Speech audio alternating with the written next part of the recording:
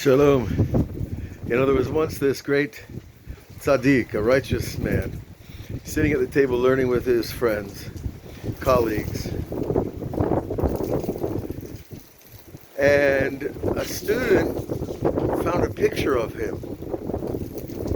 And with innocence, the student showed the picture to the rabbi, and the rabbi said, "Oh, that's a tzaddik. That's a righteous guy." And the student said to the rabbi, "Rabbi, that's you." He didn't even know his own image. That's how it was 100 years ago. The innocence, the purity, the lack of that self-consciousness all the time. Why do I need to see myself? I need to see my beard's clean. Okay, that's kind of ABC. But then we see in the Zohar says an amazing thing. The Zohar says that there's a spirit, a ruach, that rests on mirrors. And that we shouldn't gaze in mirrors. Now, it doesn't mean you can't check yourself before you go out to work or out shopping or wherever. And certainly women also want to check themselves in the mirror to see that they look nice. But wait a minute, this triggered some other memory of a person called Narcissus, the old famous myth, Greek myth. Now we know that the ancient rabbis had constant discourse with the rabbis, the wise men of Athens. There's many stories of the wise men of Athens meeting the sages of Israel in the Talmud and trading ideas. And the wise men of Athens had a basis of mythology.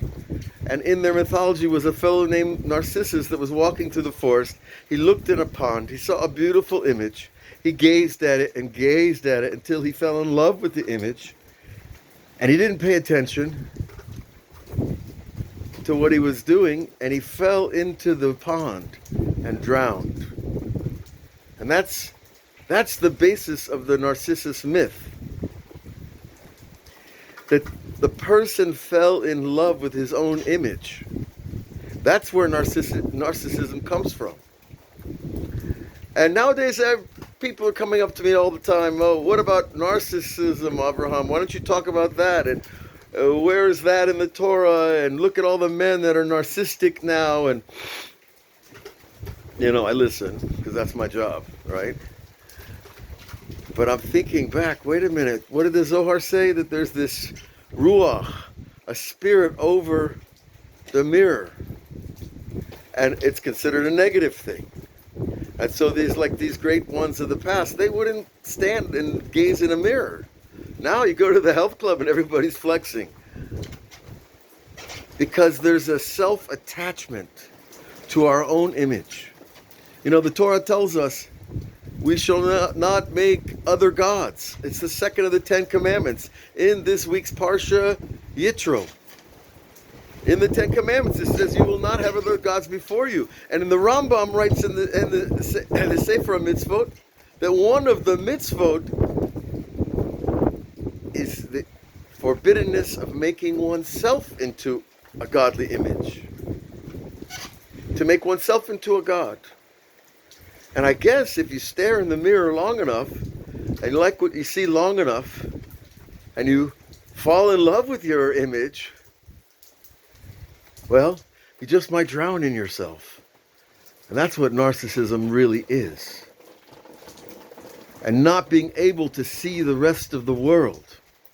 Not being able to be concerned or empathic or understanding of anybody else except one's own needs.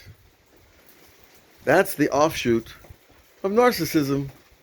And this myth of the Greeks, narcissism, and the Jewish Zoharic simple teaching that there's a spirit over everything in this world, and there's different distinctions depending on where, when, and what. And so you wonder why we rely on Rabbi Shimon Bar Yochai, B'Shatz Dahak. It says, rely on Rabbi Shimon. Always go to Rabbi Shimon.